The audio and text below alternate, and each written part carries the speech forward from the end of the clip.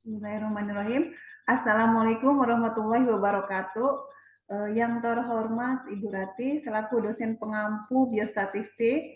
Perkenalkan, saya Heni Suhaimi, mahasiswa Magister Keperawatan semester 1 Universitas Muhammadiyah dengan NIM G4A 22008. Baiklah, sesuai dengan tugas UAS Biostatistik, saya akan mengangkat tema, saya akan menyampaikan tugas UAS Biostatistik dengan judul faktor-faktor yang mempengaruhi nilai D-dimer pada pasien jantung di Rumah Sakit Umum Islam Harapan Anda Kota Tegal.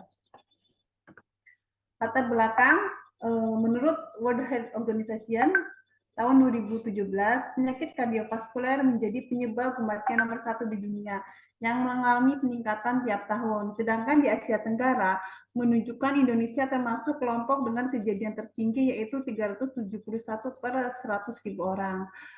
D-dimer adalah produk degenerasi fibrin yang berguna untuk mengetahui abnormalitas pembekuan darah atau kejadian trombotik dan untuk menilai adanya pemecahan bekuan atau proses fibrinolitik. Fibrinolisis adalah proses aktivitas enzim hidrolitik plasmin untuk mencerna fibrin dan fibrinogen yang secara progresif mereduksi bekuan atau trombus.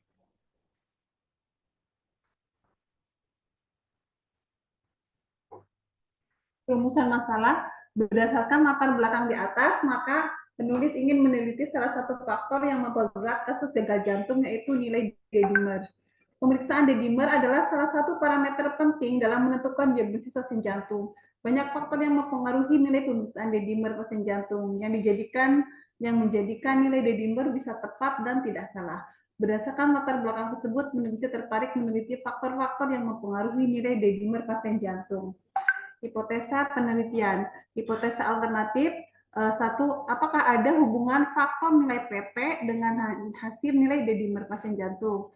Kedua, apakah ada hubungan faktor nilai APTT dengan hasil nilai D-dimer pasien jantung?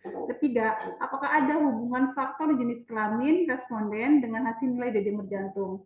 Keempat, apakah ada kebermaknaan hubungan faktor umur responden dengan hasil nilai D-dimer pasien jantung? Atau apakah ada faktor yang paling berpengaruh terhadap nilai D-dimer pasien jantung? Hipotesa 0, tidak ada hubungan faktor nilai PT dengan hasil nilai D-dimer. Kedua, tidak ada hubungan faktor nilai APTT dengan hasil D-dimer. Ketiga, tidak ada hubungan faktor jenis kelamin responden dengan hasil D-dimer jantung. Tidak ada hubungan faktor umur responden dengan hasil nilai D-dimer pasien jantung. Terakhir, tidak ada faktor yang paling berpengaruh terhadap nilai D-dimer pasien jantung. Definisi metode penelitian, langsung ke definisi operasional variabel. Variabel yang pertama adalah menilai PT, variabel independen. Definisi operasional hasil pemeriksaan laboratorium PT pasien atau responden. Kategori datanya normal 11 sampai 13. Cara pengukuran diukur dengan cara melihat data rekam medis atau data rekam medis pasien atau responden. Instrumen, format pengumpulan data, dan master table. Skala data nominal. Kedua, variabel independen yaitu nilai APTT. Definisi operasional hasil pemeriksaan laboratorium APTT pasien. Kategori datanya normal 15 sampai 25. Diukur dengan cara melihat data rekam medis pasien atau responden. Instrumen, format pengumpulan data, dan master table. Skala data nominal. Variabel independen yang ketiga yaitu jenis kelamin responden. Jenis kelamin sesuai dengan kartu identitas responden, laki-laki 1, perempuan 2. Dengan cara melihat data rekam medis pasien atau responden. Pengumpulan data dan master table. Skala kategorik nominal. Variabel independen keempat yaitu umur responden. Umur responden terhitung dari tanggal lahir di kartu identitas. 1, kurang dari 35 tahun. 2, lebih dari 35 tahun. Diukur dengan cara melihat data rekam medis responden atau pasien. Format pengumpulan data dan master table skala nominal. Variabel dependen yaitu nilai D-dimer itu sendiri. Hasil pemeriksaan laboratorium PT pasien atau responden. Nilai normal kurang dari 500 NJ per mili, tidak normal lebih dari 500. Diukur dengan cara melihat data rekam medis pasien atau responden, format pengumpulan data, dan master table. Analisa data. 1. Analisa univariat. Di sini akan melihat sebaran dari masing-masing variabel. Tabel 1 memperlihatkan bahwa karakteristik nilai PT normal berjumlah 31 responden atau 62%. Dan nilai PT yang tidak normal ada 19 responden atau 38%. Tabel kedua memperlihatkan distribusi responden berdasarkan nilai APTT.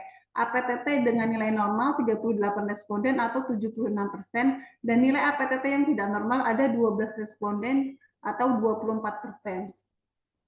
Tabel ketiga, dilihat karakteristik jenis kelamin, laki-laki 43 responden atau 86%, dan perempuan 7 responden atau 14%. Tabel 4 memperlihatkan distribusi responden berdasarkan umur responden.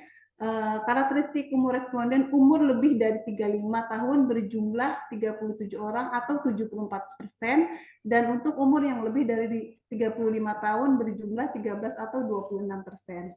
Tabel kelima memperlihatkan distribusi responden berdasarkan nilai D-dimer. Nilai D-dimer normal ada 21 responden atau 42%, dan D-dimer yang tidak normal 29 orang atau 58%. Analisa bivariat. Analisa bivariat bertujuan untuk mengetahui hubungan antara variabel independen dan variabel dependen. Uji yang digunakan adalah chi-square dengan tingkat kemaknaan alfa 0,05. Pemilihan uji statistik chi-square didasarkan pada tujuan penelitian yang telah ditetapkan, dan masing-masing variabel independen dan variabel dependen adalah variabel kategorik atau nominal sesuai dengan definisi operasional penelitian. Hasil analisis dikatakan ada hubungan yang bermakna jika nilai p-value lebih kecil dari 0,05 atau p kurang dari 0,05. Sebaliknya, dikatakan tidak ada hubungan yang bermakna jika nilai p-value lebih besar dari 0,05. Tabel 6 memperlihatkan hubungan nilai PT dengan nilai D-dimer. Nilai PT normal dengan D-dimer normal berjumlah 9 responden atau 42,9. Nilai PT normal dengan nilai D-dimer tidak normal berjumlah 22 atau 75,9%. Dan nilai PT tidak normal dengan D-dimer normal berjumlah 12 responden atau 57,1%. Dan nilai PT tidak normal dengan nilai D-dimer tidak normal berjumlah 7 orang atau 24,1%. Tabel 7 memperlihatkan hubungan nilai APTT dengan nilai D-dimer.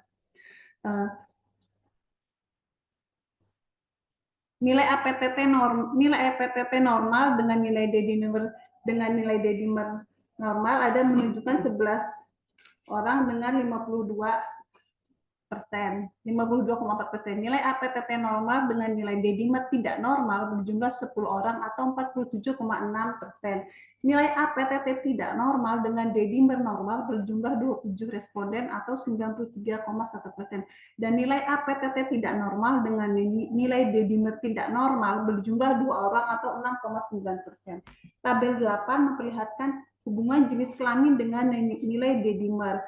Dari tabel di atas menunjukkan jenis kelamin laki-laki dengan nilai D-dimer normal berjumlah 15 responden atau 71,4%. Responden laki-laki dengan nilai D-dimer tidak normal berjumlah 28 atau 96,6%. Responden perempuan dengan D-dimer normal berjumlah 6 responden atau 28,6%, dan responden perempuan dengan nilai D-dimer tidak normal berjumlah 1 orang atau 3,4%. Tabel 9 memperlihatkan hubungan umur responden dengan nilai D-dimer. Hasilnya menunjukkan responden dengan umur lebih dari 35 tahun dengan nilai D-dimer normal berjumlah 12 responden atau 57,1%. Responden dengan umur lebih dari 35 tahun,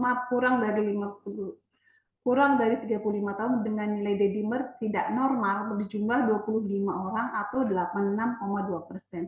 Responden dengan usia lebih dari 35 tahun dengan D-dimer normal berjumlah 9 responden atau 42,9%. Dan responden dengan umur lebih dari 35 tahun dengan nilai D-dimer tidak normal berjumlah 4 orang atau 13,8%. Ketiga yaitu analisa multivariat. 1 yaitu mencari potensial kovariat menggunakan regresi logistik univariat, yaitu variabel yang secara substansi berpengaruh terhadap variabel dependen dan signifikan p-value kurang dari 0,25 sesuai yang direkomendasikan oleh Mickey and Greenland. Tabel 10 memperlihatkan distribusi responden berdasarkan faktor yang berhubungan secara simultan terhadap nilai dedimer. Nilai VT, nilai TT masuk kandidat model, nilai APTT masuk kandidat model, jenis kelamin masuk kandidat model, umur responden masuk kandidat model. Kedua yaitu melakukan deteksi collinearities untuk mengecek apakah antar variabel independen terdapat korelasi. Dikatakan ada gejala koliniaritas jika nilai R lebih dari 0,8.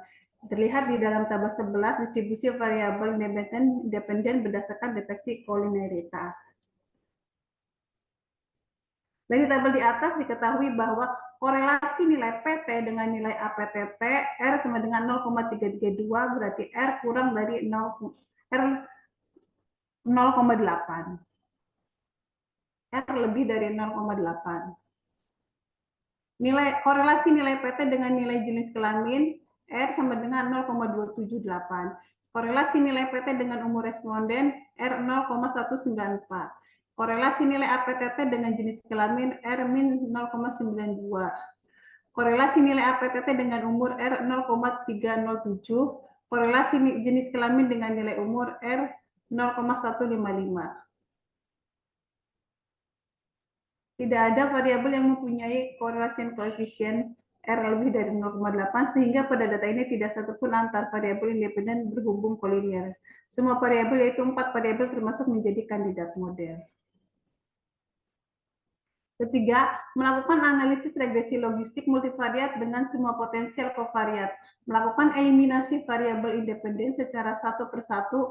Eliminasi dimulai dari variabel yang p-value-nya paling besar sampai semua variabel yang masuk model signifikasi semua atau V kurang dari 0,05. Terlihat di step 2, nilai APTT p-value 0,001 atau kurang dari 0,05 dapat dilanjutkan ke dalam regresi logistik berganda. Nilai jenis kelamin p-value 0,003 atau kurang dari 0,05 dapat dilanjutkan ke dalam regresi logistik berganda. Nilai umur responden p-value 0,244 atau lebih dari 0,05 tidak dapat dilanjutkan ke dalam regresi logistik berganda.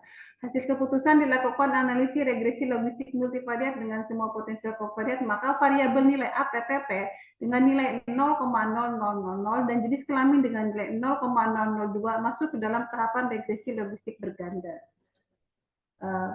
Terakhir, kesimpulan berdasarkan penelitian mengenai analisis faktor yang berpengaruh terhadap nilai dedimer pada pasien jantung di Rumah Sakit Umum Islam Harapan Anda Kota Tegal, maka dapat diambil kesimpulan sebagai berikut. Terdapat pengaruh nilai PT terhadap nilai dedimer, terdapat pengaruh nilai APTT terhadap nilai dedimer, terdapat pengaruh jenis kelamin terhadap nilai dedimer, terdapat pengaruh umur pasien atau responden terhadap nilai dedimer. Dan faktor yang paling berpengaruh terhadap nilai dedimer pasien jantung adalah jenis kelamin. Demikianlah presentasi dari saya. Terima kasih atas perhatian Bu Ratih. Wassalamualaikum warahmatullahi wabarakatuh.